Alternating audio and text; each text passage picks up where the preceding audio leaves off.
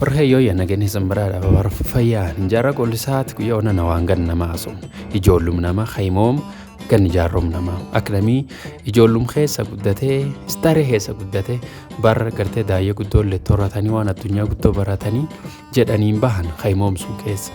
khaymoom sun yoo birda barte immoo gan jaarrom tanteetii ati waan gan hanke khaymooma kee barat addunyaa qooddee gostan teetiin gargaarte namni biille sila gargaaruu feeta hubad sullee yoo isiin taatu yoo nami jiraat yoo lubbuun nama jiraat nami hin jir danda'e waan sun tokkollee tolchu biitii life expectancy jetteetti ganna nami jiraachuu danda'uu dhoofti waan sun keessa guddin waan fayyana nami humnin maan soorata labsuun dhukkuba akkamiifaa jira jedhanii waan suniin laalan biyyiitti dartuuf mataa hiicalla kee jiraattutti hin beeku ammoo nageenyi nagaan labsuni waan guddoo murteessituu tanamii life expectancy nam laftokee jiraatu laalichaa dedhuun malin keessa dedhuun mal dubbii jenne yoo Europe kee jiraatanii keessumatti ammaan tana gara Europe fi Raashiyaa waraan suniin nami humdhe dhibbe duraachuu jiraa jedhanii akkas taatu malee yoo gamatin Europe gamir galchuu laalte waraani guddoon jiru nami waraanaan duhu akka malee diqqaate gartee yoo atin immoo Ameerikaa wal bira qabde labsuniitti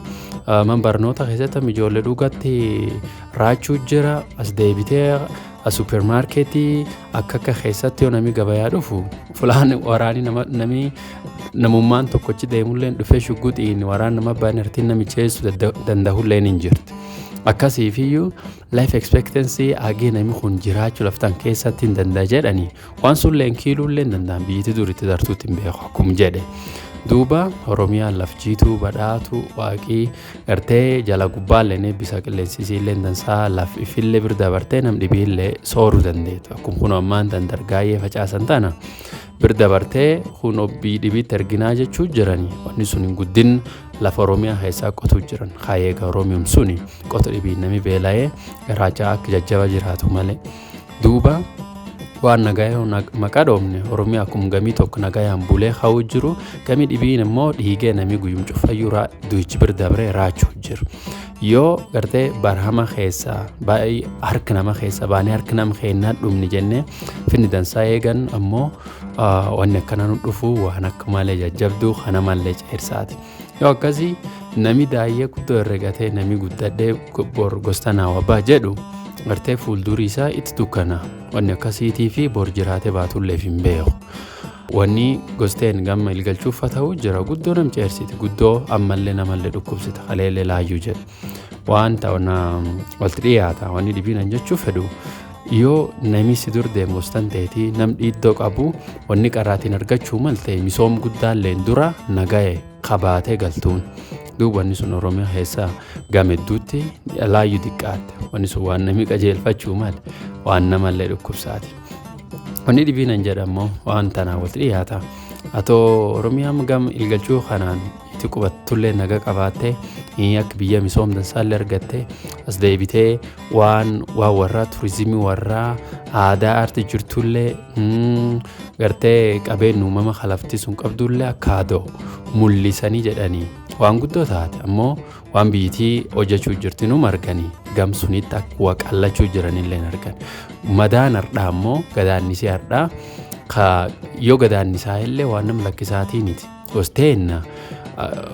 yoo gaarii yoo herregu waawwanni ammaan tan kee jiru kuni fuul duraayyuu